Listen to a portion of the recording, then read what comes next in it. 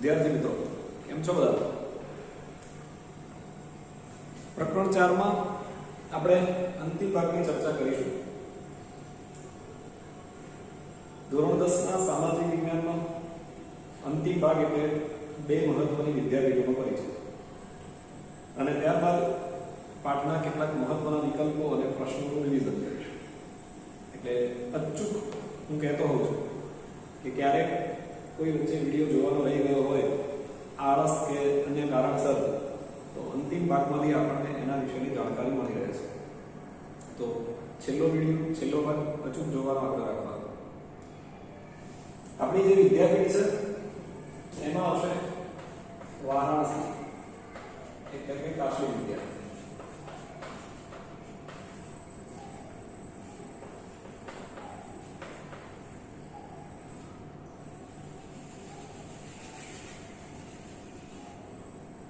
વારાણસી અથવા કાશી વિદ્યાપીઠ છે જેની અંદર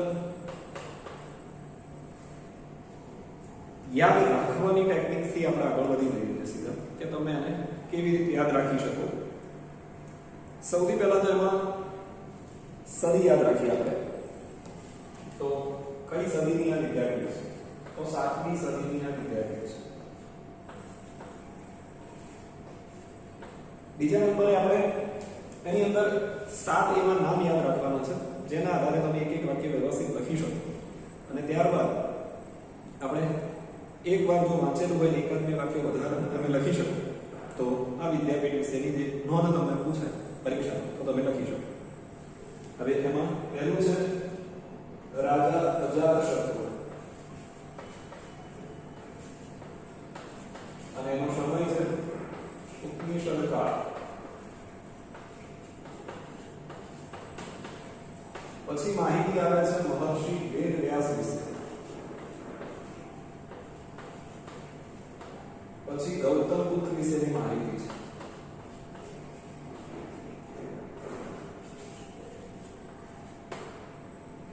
આદિગુરુ શંકરાચાર્ય,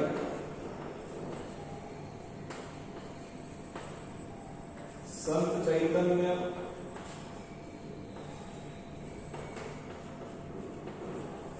અને વલ્ભાચાર્ય.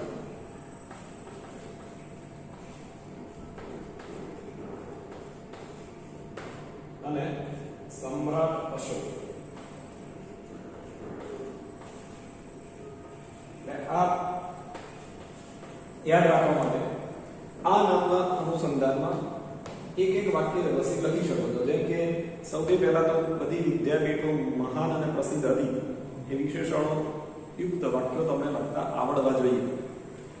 ક્યારેક અમુક એકાદ બે વાક્યો આપણને ઓછા આવડે તો એ મહત્વના વિશેષણ યુક્ત વાક્યો આપણે લખીને પણ થોડાક પ્રશ્નના જવાબને લંબાવી શકીએ છીએ. એટલે એક પ્રસિદ્ધ વિદ્યાપીઠો 7મી સદીમાં આ ભારતના ધર્મ અને સંસ્કૃતિનું એક વિશેષ કેન્દ્ર હતું. આ સમયમાં રાજા અજાતશત્રુ થઈ ગયા અને એ ઉપનિષદ કાળના એક પ્રખર તત્વજ્ઞાની અને ધર્મના પોષક. એટલે અજાતશત્રુ વિશે આપણે આ લખવાનું છે કે એ ઉપનિષદ કાળમાં થઈ ગયા અને એક વિશેષ પ્રમાણમાં એ ધર્મના અને આપણી જે સંસ્કૃતિ છે એના પોષક એટલે એનો ઉદ્ધાર કરવાનો. મહર્ષિ વેદવ્યાસ મહાભારતના રચયિતા, એમનો આશ્રમ પણ અહીંયા આવેલો એવું કહેવાય છે. ગૌતમ બુદ્ધ કે જેમણે પોતાના બૌદ્ધ ધર્મના પ્રચાર પ્રસાર માટે પણ આ સ્થળ પર પસંદગી ઉતારી હતી એવું કહેવાય છે. આદિગુરુ શંકરાચાર્ય, જેમણે વેદાંતના જે નૂતન સિદ્ધાંતોને પ્રચલિત કરવાના હતા ત્યારે આ સ્થળ પર પસંદગી ઉતારી હતી. સંત ચૈતન્ય બંગાળના એક પ્રસિદ્ધ ભક્ત કવિ કહેવાય છે તેઓ, અને પુષ્ટિ માર્ગના બીજા કવિ કે જેમણે વૈષ્ણવ સંપ્રદાયની ભક્તિને સમગ્ર ભારતમાં પ્રસિદ્ધ કરી એવા વલ્ભાચાર્યજી, એમણે પણ પોતે આ જે પુષ્ટિ માર્ગને સૌથી વધારે ખ્યાતિ પ્રાપ્ત થઈ એ માટે આ સ્થળ જવાબદાર છે એવું કહેવાય છે. સારનાથનો જે પ્રસિદ્ધ સ્તંભ પ્રસિદ્ધિ પામ્યો, એનો મઠ પ્રસિદ્ધિ પામ્યો સમ્રાટ અશોકના સમયમાં, એ માટે પણ આ સ્થળ જવાબદાર છે એવું કહેવાય છે. અને એક વિશેષ વાક્ય છે જો આપણે યાદ રહે તો, પંજાબની અંદર જે વિદ્વાનોને સ્થળાંતર કરવું પડે એ લોકો થોડાક કાશીમાં રોકાયા હતા અને થોડાક કાશ્મીરમાં ગયા હતા. તો આ બધી માહિતી એકઠી કરી અને તમે એક સરસ મજાની નોંધ તૈયાર કરી શકો છો. પણ ખાસ મિત્રો યાદ રાખવા માટે ખાલી આટલું યાદ રાખી અને તમે તમારો એક સરસ મજાનો પ્રશ્ન પૂર્ણ કરી શકો છો. એ જ રીતે આપણે બીજી વિદ્યાપીઠ વિશેની વાત કરીએ તો એ છે વલ્લભી. હવે જ્યારે આપણે પાઠના અંતિમ પોઈન્ટની ચર્ચા કરી લીધી તો અમારા મહાન વિદ્યાર્થીઓ જે ઓછું ભણે છે એમને ખાસ વિનંતી કે કોઈ પણ પ્રશ્નમાં કંઈ લખતા ના આવડે તો બે ત્રણ એવા મહત્વપૂર્ણ વાક્યો મૂકી દેવાના. એમાંનું એક વાક્ય, 4 વિદ્યાપીઠોમાં દરેક વિદ્યાપીઠનો સમય છે 7મી સદી. 4 વિદ્યાપીઠ. પછી એ પ્રસિદ્ધ હતી, આમ હતી, ભારતભરમાં પ્રખ્યાત હતી, એવા વાક્યો બે તમે બીજા લખો. એટલે 3 ગુણના પ્રશ્નના અનુસંધાનમાં 3 થી 4 વાક્યો તો બની જ જાય. બીજું આ ગુજરાતી વિદ્યાપીઠ. એક આ વાક્ય તમારે યાદ રાખવાનું છે કે વલ્લભી એ ગુજરાતની પ્રખ્યાત વિદ્યાપીઠ. કયા રાજ્યો થઈ ગયા? તો મૈત્રક રાજાઓ થઈ ગયા, વંશ મૈત્રક. એ સમયમાં આ વિદ્યાપીઠ ખૂબ પ્રસિદ્ધિ પામી. 7મી સદીમાં અહીંયા ભિક્ષુ વિદ્યાર્થીઓ રહેતા. ગૌતમ બુદ્ધના જે નજીકના શિષ્યો છે અને ભિક્ષુ તરીકે ઓળખવામાં આવતા હતા અને એનું નિવાસસ્થાન અહીંયા. વલ્લભી એ બૌદ્ધ ધર્મના હિનયાન પંથનું કેન્દ્ર હતું.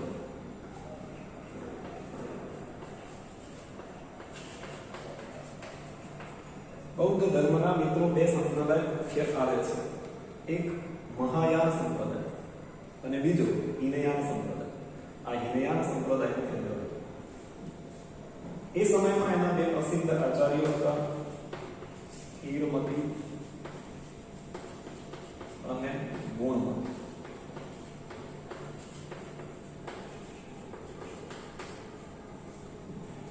એક કોમન પોઈન્ટ 3 એટલે કે 4 માં એક તો કોમન પોઈન્ટ આવે છે 7મી સદી અને એક બીજો કોમન પોઈન્ટ આવે છે કે ચીની મુસાફરે યુ અનસંગ જેણે નાલંદાની મુલાકાત લીધી.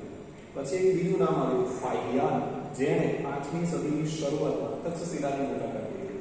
એમ અહીંયા પણ એક ચીની મુસાફરનું નામ આવે છે સિંહ, જે એવું નોંધતો હતો કે વલ્લભી એ સમયની એવી પ્રખ્યાત વિદ્યાપીઠ હતી કે પ્રસિદ્ધ એવી નાલંદા સાથેની સીધી સ્પર્ધા હતી. વલ્લભી વિદ્યાપીઠનો સમય છે 480 થી 775 અને 775 માં ત્યાં આરબોએ આક્રમણ કર્યું.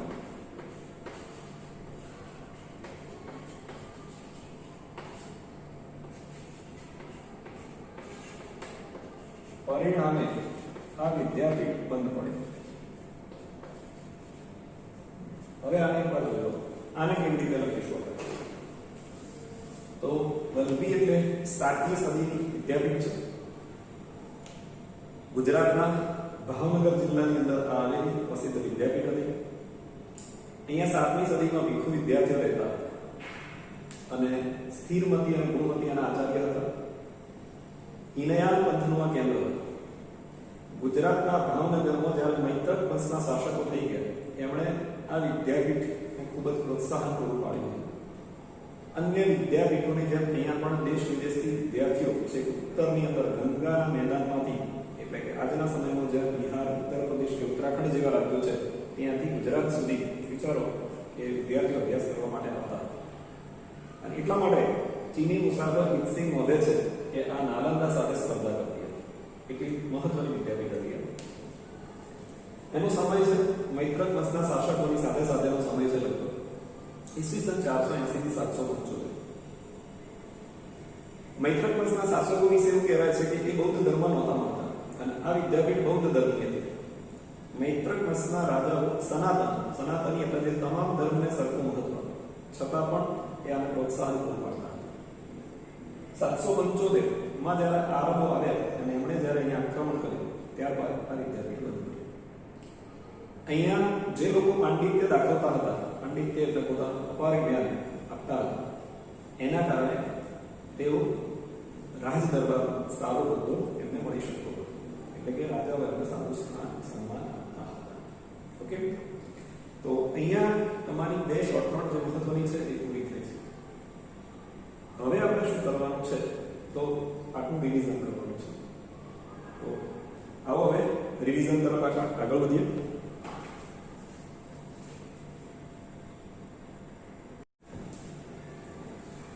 મિત્રો, રિવિઝનમાં ચોથા પાઠના રિવિઝનની અંદર આપણે બે બાબતોને થોડીક ચર્ચામાં લઈએ છીએ.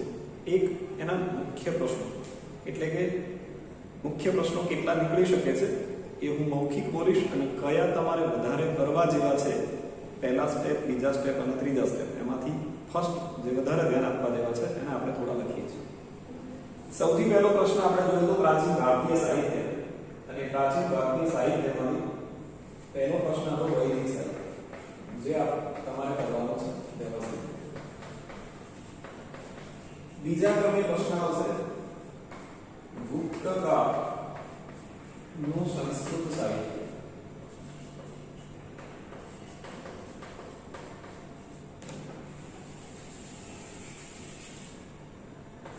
એટલે કે ગુપ્ત કાળને સંસ્કૃત સાહિત્યનો સુવર્ણ યુગ કહેવાય છે, તે રીતે પૂછી શકાય.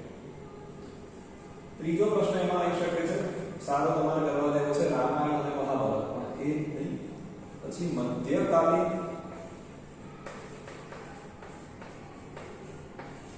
પારસી સાહિત્ય,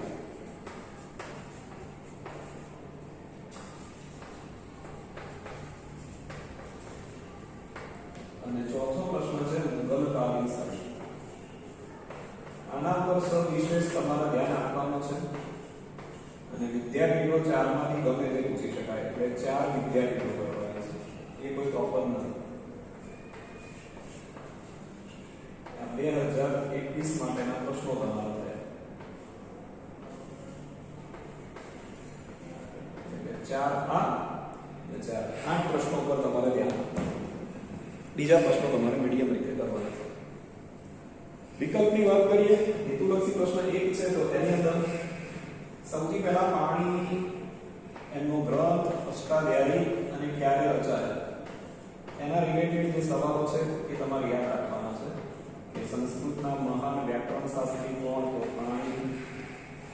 એમનો ગ્રંથ કયો, અષ્ટાધ્યાયી કે સંસ્કૃતનો પ્રથમ વ્યાકરણ ગ્રંથ છે, અને ઈસવીસન પૂર્વેની 4મી સદીમાં રચાયો. ત્યારબાદ ઋગ્વેદથી લઈ અને એમાંથી ઘણા બધા સવાલો નીકળશે, પરંતુ ઋગ્વેદમાંથી એક વિશેષ કે સૌથી પ્રાચીન પુસ્તક છે અને 1028 રૂચાઓ છે. સામવેદમાંથી સવાલ પેલો વધારે પૂછાય છે કે એ સંગીતની ગંગોત્રી ગણાય છે. સંગીતની ગંગોત્રી એ સામવેદ છે. ત્યારબાદ મહાભારત અને રામાયણને મહાકાવ્ય તરીકેનું સ્વરૂપ ઈસવીસનની 2જી સદીમાં મળ્યું, એ તમારે યાદ રાખવાનું છે. વિશ્વનો સૌથી મોટો ગ્રંથ છે મહાભારત, અને તેની અંદર 1 લાખ જેટલા શ્લોકો છે.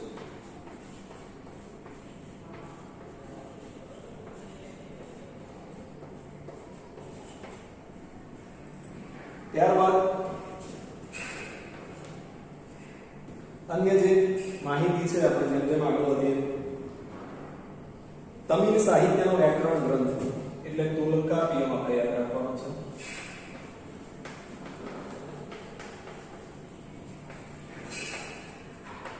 મધ્યકાલીન સાહિત્યની વાત કરીએ તો ફારસી એ દિલ્હીના સુલતાનોની રાજભાષા હતી. ત્યારબાદ અમીર ખુસરો રિલેટેડ 2 પોઈન્ટ યાદ રાખવાના છે.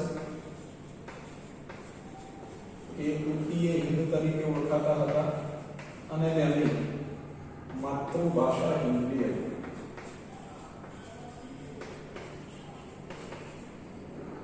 તમિલની અંદર કવિ કંબલે, કે જેમણે રામાયણની રચના કરી હતી. આ સમયે હિન્દીના બે સ્વરૂપો રચાયા, વ્રજ અને ખડી બોલી.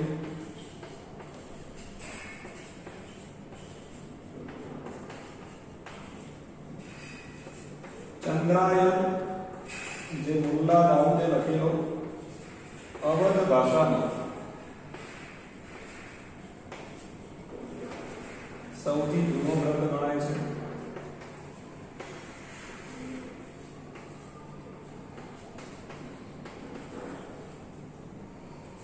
બંગાળી ભાષામાં રામાયણની રચના કૃતિવાસે કરી હતી.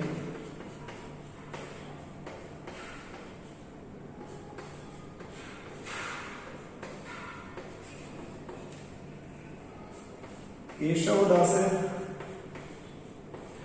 પ્રેમ અને વિરહના વિષયો પર સાહિત્ય રચ્યું.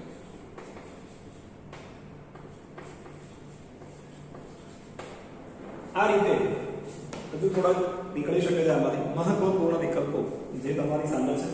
એકવાર ચર્ચામાં લઈ લો, તમે આ રીતે બીજા થોડાક વિકલ્પો કાઢી શકો છો, કારણ કે ત્રીજો પાઠ, ચોથો પાઠ અથવા બીજો પાઠ, આમ તો ઇતિહાસના મોટા ભાગની પાઠ એ વિકલ્પો માટે કરતા ગયા.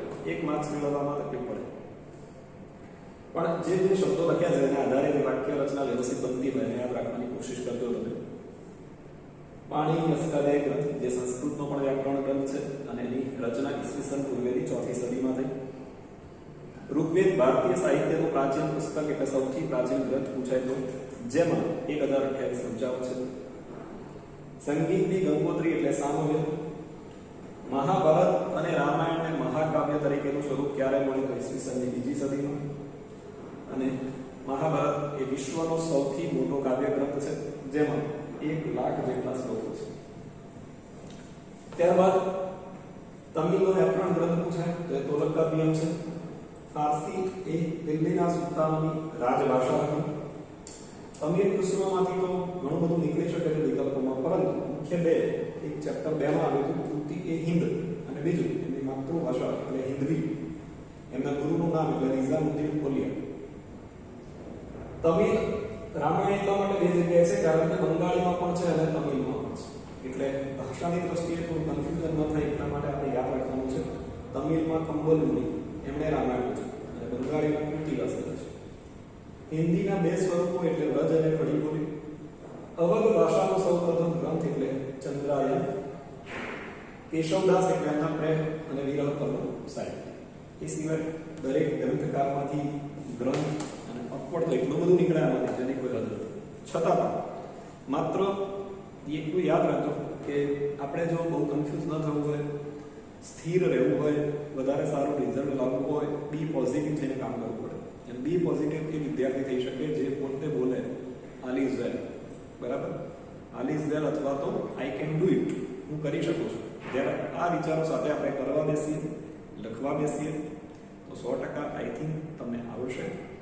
પાઠ અઘરો નથી હોતો. એક કોઈ મૂવીનું વાક્ય બોલું છું, જો તમે આ વિડીયો પૂરો સાંભળશો તો કદાચ ક્લાસમાં પણ બોલતો હોય છે. આઈ થિંક કોઈ મૂવીમાં છે, એમાં એક પાત્ર બીજા પાત્રને કહે છે કે આપ બાतें बहुत अच्छी करते हो, आप बातें बहुत अच्छी करते हो. तो પેલું સામે કહે છે કે मैं तो सिर्फ बातें करता हूँ, अच्छी अपने आप हो जाती है. એવી રીતે કોઈ પણ પાઠ અઘરો કે સહેલો હોતો નથી, એને આપણે બનાવીએ છીએ. બરાબર મિત્રો? તો તમે સમજી ગયા છો કે આ પાઠ પણ સહેલો બની શકે છે અને ખૂબ સારી રીતે તમે એને લખી શકશો એવી અપેક્ષા સાથે હું રાજેન્દ્ર પડિયા છું. આ પાઠના અંતિમ ભાગમાં સ્વાગત તો ન થાય પણ તમારો આભાર વ્યક્ત કરીશ, અને આ પાઠ મારા જે મોટિવથી, જે હેતુથી તમને સમજાવવાની કોશિશ કરી છે એમાં હું 100% સફળ રહીશ એવી આશા સાથે. જય હિન્દ, જય ભારત.